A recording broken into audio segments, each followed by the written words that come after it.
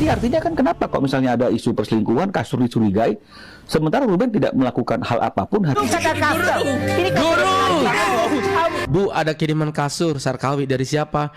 Katanya sih dari Yuka. Yuka siapa itu? Mungkin dia begitulah awal mula tuduhan selingkuh sama kasur. Kasur pun tak sanggup difitnah. Ternyata saingannya si Enda adalah kasur Yukata. Untung nama kasurnya Yukata. Coba kalau nama kasurnya Miyabi, apa nggak perang dunia ketiga? Apalah lagi story itu anak pungut yang nggak tahu diri. Ruben Onsu, dia kenapa serem amat ucapannya? Kenapa harus ke anak saya? Info yang kenal ibu ini dan alamatnya di mana? Oh, mampus dijemput. Bang Ruben, punten Bang Ruben, kalau bisa dijemput jangan dibawa ke rumah atau diajak ngobrol ya Bang. Jangan juga punten ya Bang, dibawa ke mana, ke Polres atau apa, jangan Bang. Ke rumah sakit. Assalamualaikum warahmatullahi wabarakatuh. Halo sahabat Surapento, Hanel yang selalu membahas dan mereaksi berbagai peristiwa viral, drama para publik figur, hingga reaksi para netizen yang sedang ramai diperbincangkan. Kali ini kita akan membahas kembali polemik yang melibatkan Ruben Onsu, Sarwenda, serta berbagai pernyataan yang kembali menjadi sorotan publik. Mulai dari kontroversi soal kasur Yukata, jejak digital yang kembali bermunculan, hingga penjelasan dari pihak kuasa hukum Ruben yang justru memunculkan fakta-fakta baru yang membuat banyak netizen semakin penasaran. Benarkah semua tuduhan yang selama ini beredar sesuai dengan faktanya?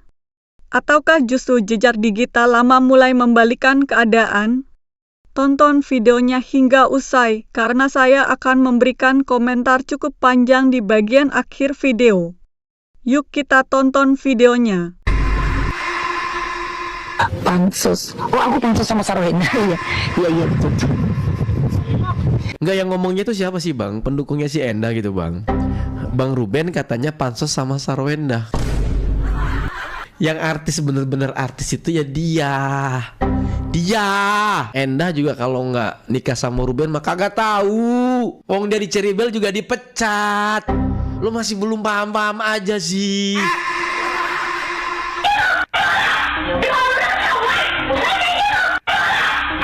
Coba sih kalau ribut itu jangan berisik-berisik, jangan sampai kedengeran anak di ruang tertutup gitu ya. Lah ribut model begini mau tertutup gimana? Kalau RO boros, kalau Sarkawi selfie reward. Maksudnya ya sebagai istri pasti maunya hemat lah. What? Katanya ini kompornya harganya 1 miliar ya Mas? Aduh nggak tahu deh, reward buat diri sendiri lah. Astagfirullahaladzim. Jejak digital sialan. Begitulah kira-kira isi hati Sarkawi. Sekarang kita sudah masuk di Instagramnya Bang Ruben. Di sini lagi. Apalah lagi story itu anak pungut yang nggak tahu diri. Ular berkepala banyak. Apa lagi story kau itu? Ini ada 4 ya, kita tonton satu dulu ya. Nyaman kali kau ya. Enak ya di zona drama ini ya. Iya. Lancar kali kulihat kalau kau nulis-nulis di story pribadi kau. Ketika ketemu sama Nyonya Wenda kau nggak berani. Bu Nyonya Wenda. Kenapa? Kenapa kemarin kau nggak berani ketemu? Menunjukkan kepribadian kau yang berbeda itu. Kenapa? Sebenarnya mau gua sensor ya, menutupi si mukanya Mak Pungut ini, tetapi lebih ke muak sih sebetulnya. Yang kedua, ini apa nih yang ini? Terlalu bernilai. Yang suka panggil si anak pungut dengan sebutan anak lump.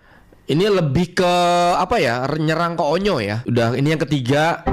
Pengacara mengatakan dia adalah mantan ayah.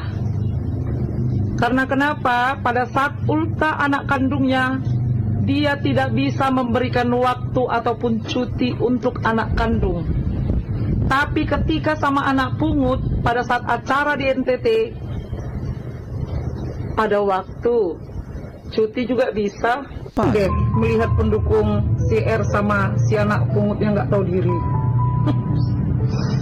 Kenapa sih? Kita baca captionnya dulu yang sudah ditulis sama Bang Ruben. Ruben Onsu, dia kenapa serem amat ucapannya? Kenapa harus ke anak saya? Ada yang tahu orang ini di mana karena terus mengarah ke anak saya yang ibu cantik ini. Sehat-sehat ya ibu cantik. Ceritanya kalau ada problem hidup biar nggak korslet kemana-mana bu. Info yang kenal ibu ini dan alamatnya di mana. Oh mampus dijemput. Bang Ruben, punten Bang Ruben, kalau bisa dijemput jangan dibawa ke rumah atau diajak ngobrol ya Bang. Jangan juga dipunten ya Bang dibawa ke mana ke Polres atau apa, jangan Bang. Ya, kalau di Bandung itu ada rumah sakit apa itu? Gue masih inget kalau nge-reaction Bapak KDM yang ngatain binatang itu. Bapak KDM itu meng-up story dia atau video-video orang itu, kemudian orang itu dibawa ke rumah sakit jiwa tahu. Ternyata setelah ditelusuri sama timnya Bapak KDM, si orang itu yang ngatain binatang dan segala macamnya itu punya problematik, yaitu dia habis ditinggal sama istrinya gitu. Jadi stres guys. Nah takutnya punten, sekali lagi ini punten, takutnya ibu ini juga sama. Dia lagi problematik, kemudian ya dia sakit hati atau apa gitu ya, ditinggal sama punten ya. Mudah-mudahan singgah gitu ya, sama mantan suaminya atau mungkin sama keluarganya atau di PHP gitu ya. Kita nggak pernah tahu, karena pasti kalau orang yang terlalu tajam berkoar-koar biasanya problematik sih. Makanya Bang Ruben minta alamatnya, siapa yang tahu mau dijemput, mau dibawa ke Penjerong bukan ke rumah sakit. Orang-orang yang mendukung Endah menurut gua punten cocotnya parah banget. Ini contohnya nih, cocot udah mirip Lambetura. Dituduh pansos sama SW. Ah? Gimana? Pansos. Oh aku pansos sama Sarohin. Iya betul. Siap bos. Aduh masya Allah. Yang ngomong siapa sih Bang? Masya Allah ya. Iya bos. Bang pengen keselak. Tuh mau ngakak. Pengacara Ruben Onsu tunjukkan video cekcok Ruben dan Endah.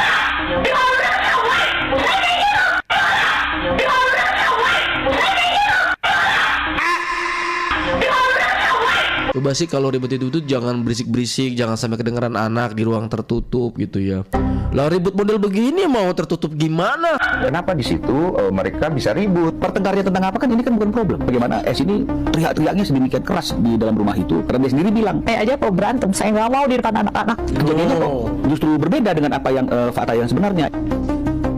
Ada tunggakan pembayaran mobilnya yang 3 hari terakhir. Itu yang menjadi pertanyaan saya juga pada waktu itu. Semua form pembelian, dokumen kita sudah buktikan itu di alamat yang tidak sama sekali menuliskan alamatnya S. Kita lihat dia, ayah ingin ketemu sama kalian. Ruben minta haknya dia untuk berkumpul bersama anaknya 3 hari dalam seminggu. Itu direalisasikan. Kita nggak pernah bilang dilarang. Ini menjadi suatu pembicaraan yang kemudian berkembang. Jatuh-jatuhnya melarang. Ada keterangan dari Sarwenda yang dia tidak masukkan secara lengkap. Ya ada hal-hal yang sengaja diduga ditutup-tutupi. Ada sebagian yang memang itu adalah suatu kebohongan. Kebohongan itu yang mana ya? Seperti rumah aku, isiannya rumah itu dari awal aku. Kenapa kok mesti selalu menekankan kesehatan? Dia juga harus periksa kesehatan dong. Fokus ke arah pertengkaran itu isinya apa? Mau nggak mau ya Bang, malah pasti gitu. Nah, ada yang menduga di sosmed kalau ini ada hubungannya sama si kasur yang dia ngomong di sini. Betul ya? Betul kan? Sama si kasur yang ada yang diomong di sini ya. Ini beneran gitu, maksudnya beneran ada perselingkuhan, ada kasur, ada apa nih? Nah, Mbak Minola kan jelasin tuh. Iya. Jadi saya baru tahu juga dalam sepanjang karir saya sebagai seorang advokat ada orang yang cemburu dengan kasur. Tapi yang saya mau sampaikan Den, jauh sebelum ada isu kasur dan juga isu perselingkuhan karena pemicunya adalah kasur, kami sudah jelaskan ya. Ini berkaitan dengan masalah menjelaskan seisi rumah itu aku, kan begitu ya. Pusing ya Bang Minola yang ngejelasin. Enggak. Ini kompleks banget. Sistematis kan begitu ya. Nah, jadi itu adalah aku. Dan kita keluar dengan bukti-bukti bahwa tidaklah benar kalau misalnya isi rumah itu adalah aku. Karena kami tunjukkan sebagian yaitu adalah lift. Masalah lift itu yang minta anaknya kan itu masalah lain. Ya. Tapi yang pasti kan lift itu ada dan Ruben yang bayar, furniture juga ada, Ruben yang bayar, pendingin juga Ruben yang bayar. Bahkan saya katakan Ruben juga endorse loh untuk isi rumah itu. Bahkan setelah mereka tidak bersama lagi pun Ruben tetap memberikan endorse gitu. Salah satu endorse itu kan adalah kasur. Kasur ini yang dimaksud. Kan kasur kan begitu. Dan saya bilang bahwa kasur yang dipakai waktu mereka syuting live TikTok di dalam rumah yang ada adegan pijit-pijit punggung itu kasurnya kan juga adalah hasil dari endorse gitu. Oh, jadi maksudnya kasur yang dibahas Sarwenda itu adalah kasur endorse. Saya tidak tahu, tapi kalau misalnya ada kasur datang ke rumah Pondok Indah, dikirim ke sana, dikirim ke sini, akhirnya saya berpikir dia ingin hidup dengan orang lain, kan begitu ya. Kalau kasur itu kan pasti saja sebagai orang yang endorse kasur kan pasti Ruben juga akan dapat produk tersebut, kan begitu. Iyalah. Nah, jadi itulah sudah dijawab juga sama Ruben dalam postingannya dia di media sosial kan tentang kasur yang dipersoalkan itu yang dituduh menjadi penyebab bukti perselingkuhan. Bukti perselingkuhan. Buktikan saja gitu kan. Iya, buktikan saja kalau memang ada bukti. Kalau kasur itu kan memang sudah itu karena memang ada endorse-nya, dan seperti yang saya katakan banyak pabrik figur yang ketika diisukan ada perselingkuhan yang memicu perceraiannya itu nggak tunggu lama, paling lama setahun mereka pasti sudah akan menikah. Iya betul. Tapi hari ini Ruben tetap sendiri, tidak menikah dengan siapapun, hidup tanpa ada wanita di sampingnya, ya, kecuali tim kerjanya. Itu kan jadi pertanyaan kenapa kan? Iya, jadi artinya kan kenapa kok misalnya ada isu perselingkuhan, kasur dicurigai, sementara Ruben tidak melakukan hal apapun hari ini yang kalau kita Dia lihat masih mencintai Sarwenda kali ya, Bang? Bisa jadi. Kalau memang ada niat Koko Ruben selingkuh, nggak mungkin dia lakukan itu terang-terangan di rumahnya sendiri. Begitu banyaknya hotel tuduhan yang tidak valid, menurut saya ini gara-gara kasur. Ada kasur berarti kamu hidup dengan orang lain gitu ya. Aku punya sesuatu yang baru buat kamu. Yuk kata kasur. Ini Guru. Kasur adalah maut ya, ini video yang originalnya. Bu, ada kiriman kasur Sarkawi dari siapa? Katanya sih dari Yuka. Yuka siapa itu? Mungkin dia begitulah awal mula tuduhan selingkuh sama kasur. Ya juga ya. Namanya Yuka, Yukata. Ya. Mungkin Yukata itu dipikirnya cewek kali. Ya Allah, Endah. Astaga, bener Yuka itu disangkanya nama cewek kali guys. Padahal ini nama kasur Yukata. Kebayang gak sih 11 tahun komunikasi gak nyambung gara-gara Yukata. Sabar Ben, kuat banget sih jalanin hubungan yang gak nyambung selama ini. Ya Allah. Motoriknya kalau joget aja kaku, apalagi diajak ngomong pasti gak nyambung. Ya. Jujur walaupun sama-sama perempuan, tapi kalau sama perempuan yang pernah drama sih nggak bakalan bisa klik. Kasihan Rubennya. Ya 11 tahun nggak nyambung, cuman gara-gara kasur yang bernama Yuka. Dikata itu Yuka tuh perempuan. Yukata kamu bertanggung jawab.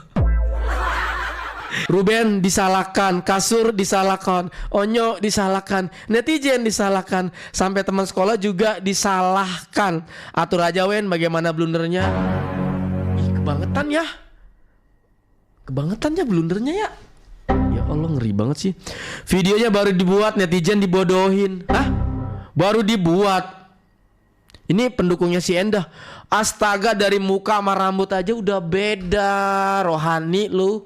Aduh, ampun, kadang-kadang begini nih. Kenapa sih kalau kalian punya mata tuh tolong dilihat, terus diamati gitu loh. Jangan cuma nonton, melek doang, tapi nggak pernah ngebuka hati gitu. Masa videonya baru dibuat? Astagfirullahaladzim ya. Mungkin kasur itu sudah dipersiapkan untuk dia tinggal bersama yang lain.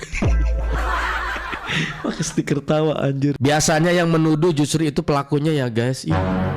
Gue jadi Sarwenda langsung ke jurang sih, malu. Iya ya. Itu kasur yang dibilang selingkuhan Ruben, WKWK. Yuka namanya. Akhirnya sang kasur membuktikan kebenaran. Kasur pun tak sanggup difitnah.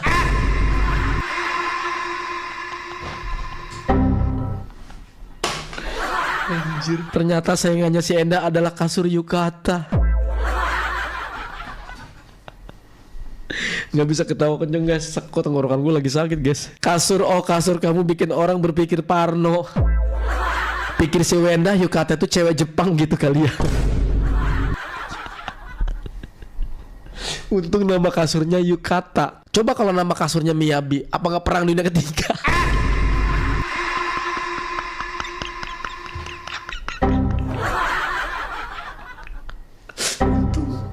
Untung namanya Yukata anjir. Kalau Miyabi, waduh, habis kali Ruben dicakarin nih masih Endah ya. Ngelus dada gue ngebayanginnya kayak gimana. Ini jualan kasur malah segitunya, Mana lihat. Nah, ini juga sama. Ini juga sama kan ini.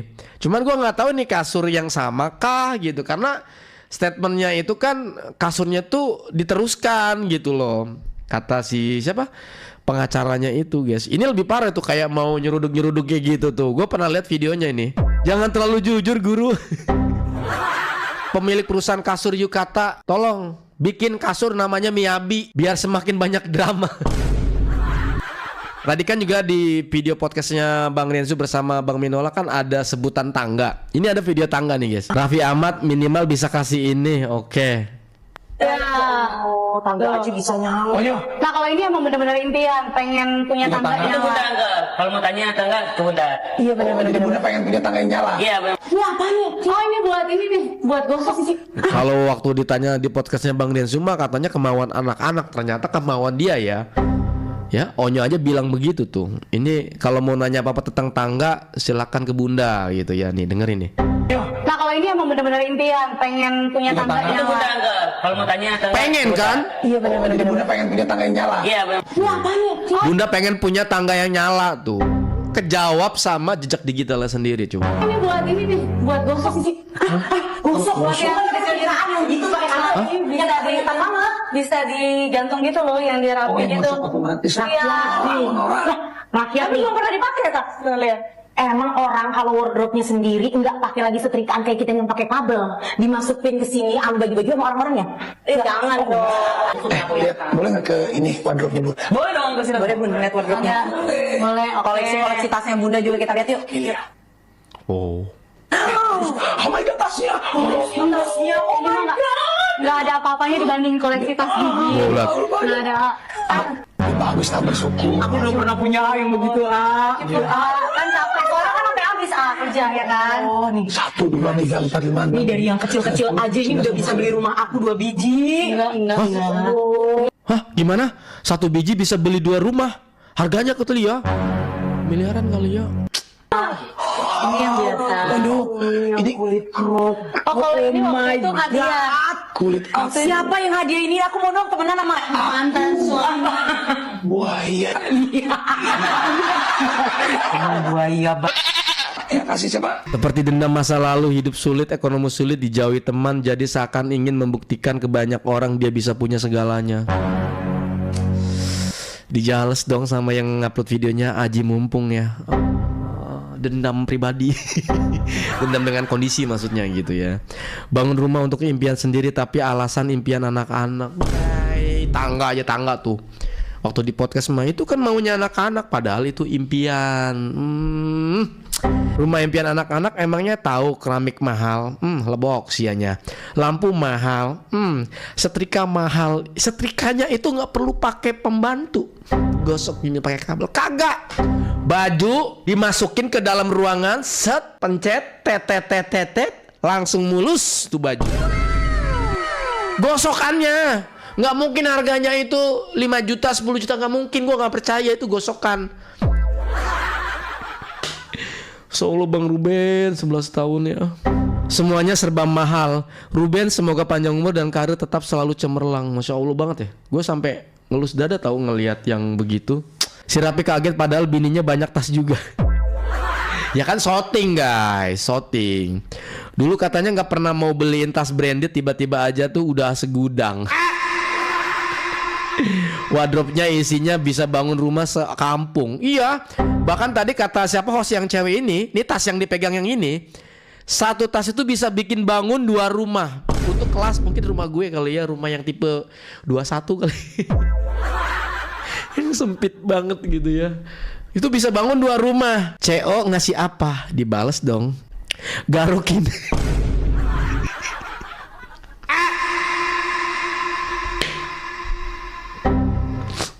Anjir, ngasih rangsangan dan bilang la ilaha illallah. Komentar kalian tuh yang gak ada akhlak banget sih. Denger tuh yang hadiah mantan suami. Aing katipu kadasteran selama ini. Di nyalain daster. Kalau RO boros, kalau Sarkaoi selfie reward. Oke. Oke, lanjut. What? Katanya ini komponen harganya 1 miliar ya, Mas? Aduh, nggak tahu deh, reward buat diri sendiri lah. Kan aku udah bilang jangan boros gitu loh. Apa yang bikin Bunda yakin aku harus beli ini? Setelah lihat harganya 1 miliar. Self reward aja. Self reward. Kayak, Hadiah buat diri iya, sendiri. desainnya bagus, cocok buat di rumah aja. Kok? Maksudnya ya sebagai istri pasti maunya hemat lah. What? Katanya ini komponen harganya 1 miliar ya, Mas? Aduh, nggak tahu deh, reward buat diri sendiri lah. Astagfirullahaladzim, ya Robi, self reward, jejak digital sialan, begitulah kira-kira isi hati Sarkawi. Gua rasa S ini punya 2 kepribadian deh. Hah? Makanya ucapannya nggak sinkron dengan perbuatan. Waduh. Ini nama akunnya Keisha. Menurut kamu memang begitu ya? Ini analisa kamu kan? Gua rasa SW ini punya 2 kepribadian, makanya ucapannya nggak sinkron dengan perbuatan. Hemat kalau pakai duit dia, pakai duit Ruben mah gas. Oke. Waduh, durasinya nih guys ya. Kita masuk ke cuplikan video Bang Minola dulu ya, baru nanti kita closing akan lanjut di part yang kedua ya guys ya. Itulah yang membuat kami menggunakan hak jawab kami, yang mengcounter dan menjelaskan tentang debt collector itu, dan di situ kami mengatakan masa tagihan mobil yang sekitar 47 atau 50 juta yang telah 3 hari itu Ruben lalai untuk membayarkannya, sementara tiap bulan Ruben memberikan nafkah kepada memberikan nafkah senilai dari situ. Ini aja ditanggung jawabi sama Ruben, itu artinya. Masa yang itu aja nggak diselesaikan? Harusnya kalau memang misalnya ada yang salah seperti itu kan dia kan tinggal telepon Ruben atau saya sebagai kuasa hukum Ruben, karena kan sudah ada pemeriksaan di ruang tertutup ya. Kan masalahnya kan selesai. Jadi lalainya pembayaran mobil itu ya terkait tentang debt collector mobil, cicilan mobilnya 47 juta, telat 3 hari, kemudian ada debt collector. Itu benar. Ya, tetapi inilah yang muncul 200 juta itu guys, gara-gara ini ternyata ya. Itulah yang membuat kami menggunakan hak jawab kami, yang mengcounter dan menjelaskan tentang debt collector itu, dan di situ kami mengatakan masa tagihan mobil yang sekitar 47 atau 50 juta yang telah 3 hari itu Ruben lalai untuk membayarkannya, sementara tiap bulan Ruben memberikan nafkah kepada memberikan nafkah senilai dari situ. Ini aja ditanggung jawabi sama Ruben, itu artinya. Masa yang itu aja nggak diselesaikan? Harusnya kalau memang misalnya ada yang salah seperti itu kan dia kan tinggal telepon Ruben atau saya sebagai kuasa hukum Ruben, karena kan sudah ada pemeriksaan di ruang tertutup ya. Kan masalahnya kan selesai. Kenapa mesti preskon gitu loh dengan nilai yang sekecil itu? Kalau keterangan dari si Sarwenda itu katanya karena udah beberapa debt collector tuh datang ke rumah, terus dia konfirmasi ke Ruben, terus jawabannya Ruben itu nggak jelas katanya. Itu awalnya ya. Tiba-tiba ada debt collector datang ke rumah aku. Pada saat aku lagi live, aku kaget. Bun, ada debt collector yang datang. Ini ada tagihan mobil. Masalahnya mobilnya nggak ada di aku juga. Mobil itu atas nama siapa? Atas nama mantan aku. Kok Ruben? Ya, dan kemudian habis itu aku langsung chat. Ini kenapa ya? Aku bisa ada kesini? Gitu. Tapi di responnya Kamu chat langsung? aku chat juga gitu. Di sini ada Intinya debt collector datang. debt collector datang. Nggak dibalas. Awalnya begitu bang, makanya dari situ dia merasa bahwa dia terganggu karena ada anak-anak di rumah gitu. Pada waktu itu kan dia sudah punya kuasa hukum, ya.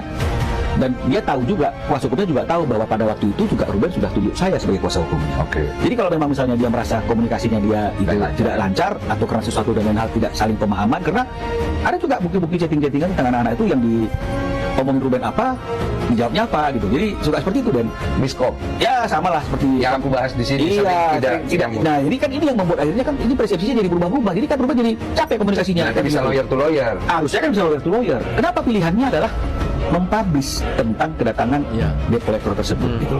Apa kepentingannya?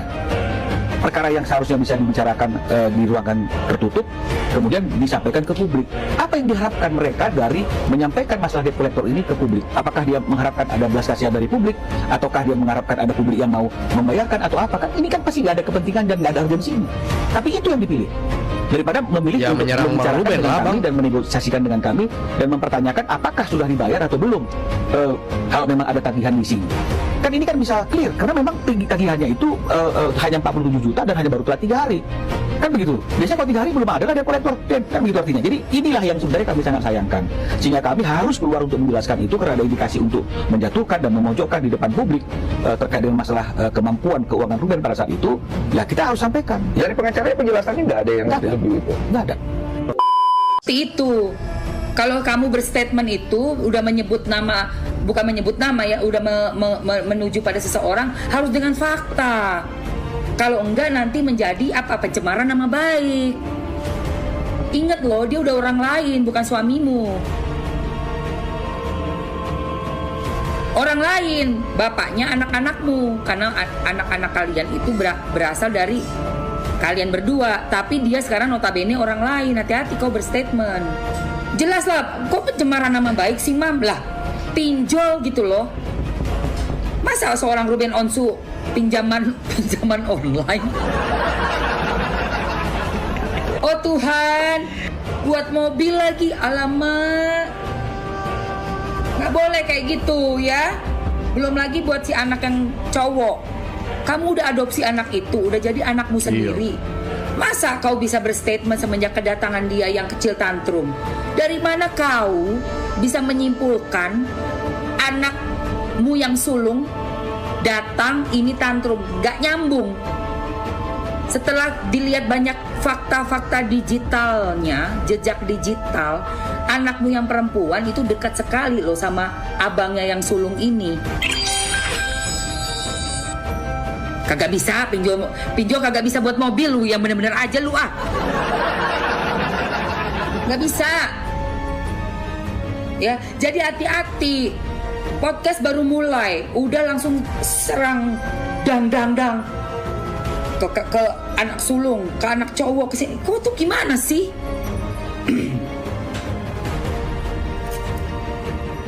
Jadi bukannya membuat damai, malah membuat makin rusuh.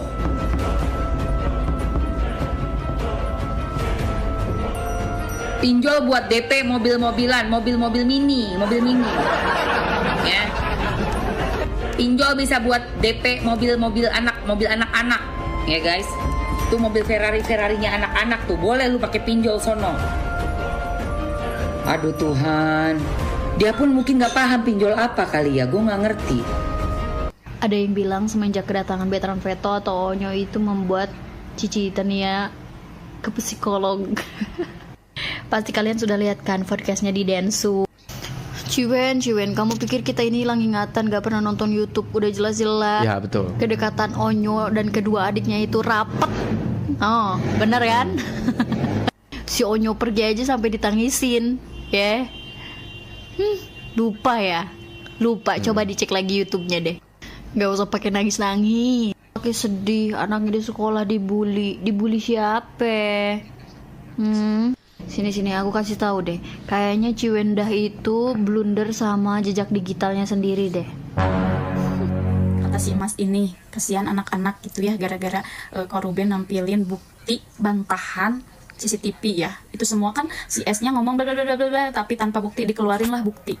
Ini diam juga nggak baik, diam juga kalau terus-terusan dipitnah, terus-terusan diinjek juga nggak baik buat harga diri seorang ayah. Ya, gitu ya. Lu mah emang kalau live bermesraan gitu boleh ya?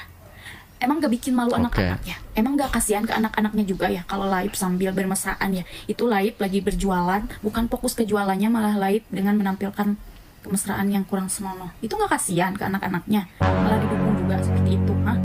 Oh, ngomong-ngomong Mas dulu pernah viral juga ya? Ya kan, pernah viral ya? Kalau saya pribadi melihat keseluruhan video ini, jujur saya merasa bahwa persoalan ini sudah jauh melampaui sekadar masalah rumah tangga biasa.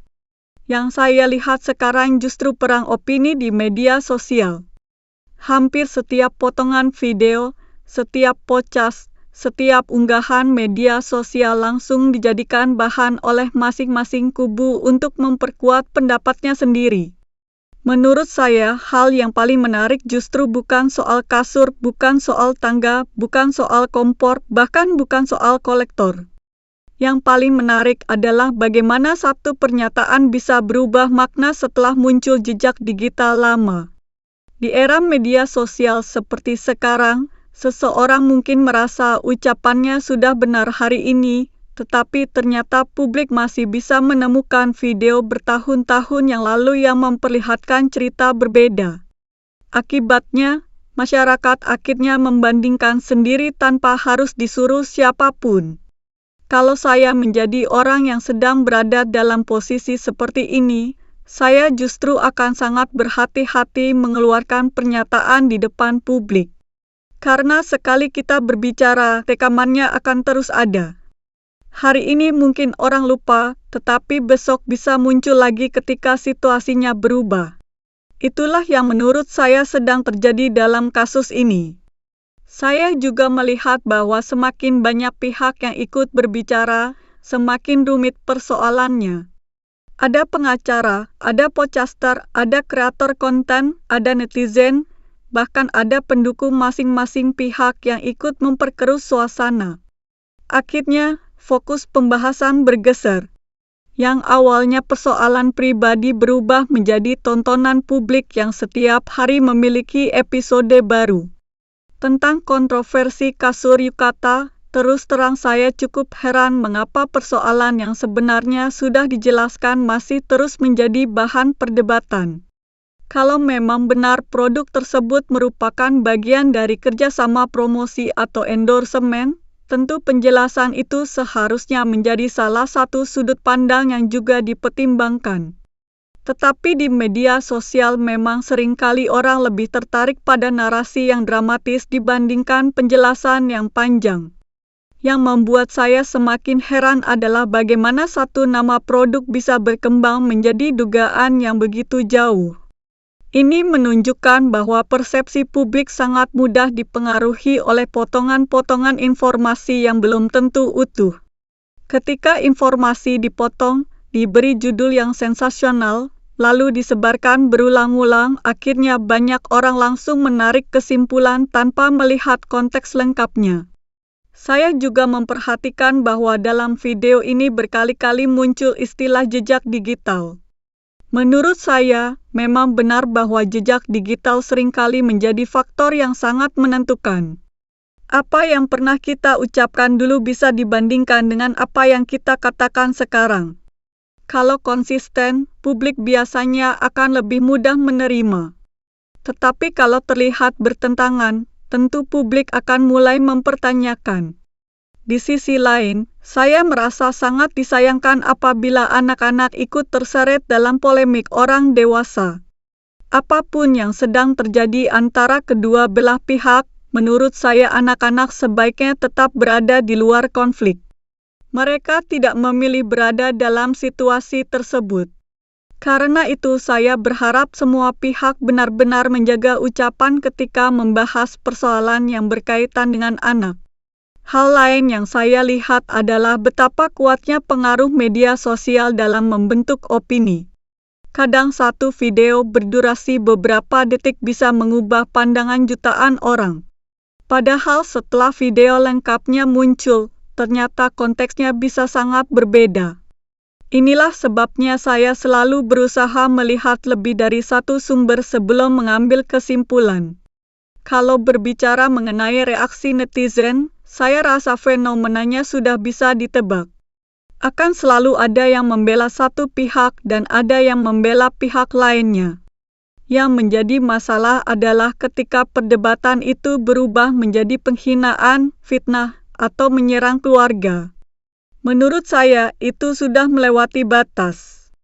Berbeda pendapat itu wajar, tetapi tetap harus ada etika. Saya juga melihat bahwa semakin lama polemik ini berlangsung, masyarakat mulai lebih fokus mencari inkonsistensi daripada mencari solusi. Setiap ada video lama yang muncul, langsung dijadikan senjata baru. Setiap ada wawancara baru, langsung dipotong-potong menjadi konten pendek. Akibatnya, drama ini seperti tidak pernah selesai. Kalau saya boleh memberikan pendapat pribadi, saya lebih menghargai pihak yang mampu menyampaikan bukti dibandingkan sekadar membangun opini. Sebab opini bisa dibuat siapa saja, tetapi bukti akan lebih mudah diuji. Walaupun begitu, Saya juga menyadari bahwa kita sebagai penonton tetap tidak mengetahui seluruh cerita yang sebenarnya karena yang kita lihat hanyalah potongan-potongan yang dibagikan ke publik. Saya juga merasa media sosial seringkali membuat seseorang semakin sulit mundur. Ketika sudah terlanjur menyampaikan sesuatu di depan publik, ada dorongan untuk terus mempertahankan narasi tersebut. Padahal bisa saja masalah sebenarnya sudah selesai di balik layar. Namun karena publik terus menunggu perkembangan, akhirnya drama terus berlanjut. Pada akhirnya, saya memilih untuk tidak menganggap siapa yang paling benar atau siapa yang paling salah hanya berdasarkan satu video. Saya lebih memilih mengikuti perkembangan sambil melihat bukti-bukti yang memang muncul ke publik. Yang jelas, saya berharap semua pihak dapat menyelesaikan persoalan mereka dengan cara yang baik, terutama demi anak-anak dan keluarga yang ikut terdampak. Nah, itulah pendapat saya. Sekali lagi, ini murni opini pribadi saya sebagai kreator yang sedang memberikan reaksi terhadap konten yang beredar di media sosial. Kalian tentu boleh memiliki pendapat yang berbeda. Justru saya ingin mendengar sudut pandang kalian semua. Menurut kalian bagaimana? Apakah penjelasan yang disampaikan dalam video ini cukup menjawab berbagai tuduhan yang selama ini beredar? Atau justru masih ada pertanyaan yang belum terjawab? Silakan tuliskan pendapat kalian di kolom komentar dengan tetap menjaga sopan santun dan saling menghargai. Jangan lupa dukung terus channel Surap Pentol dengan menekan tombol like, subscribe, aktifkan lonceng notifikasi, dan bagikan video ini kepada teman-teman kalian. Terima kasih sudah menonton sampai selesai. Wassalamualaikum warahmatullahi wabarakatuh.